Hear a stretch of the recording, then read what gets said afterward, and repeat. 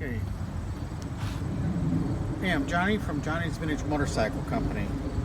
And we're kind of going through some buildings and we're sorting out some parts and we're starting to rebuild some old stuff. So what we have is we have a set of Z1 fork tubes and our fork tubes here. What we have going here is we have the lower legs that have been buff polished. That's about stock finish right here.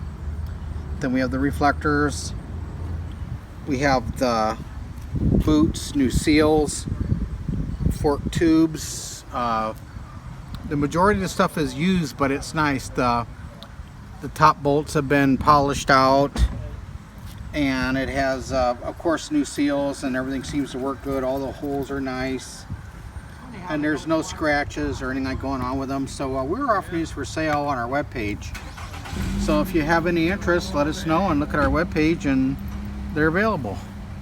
Okay, thanks for looking at our stuff. And these are for a 73 to 75 Z1, and we're going to be shipping them with no oil.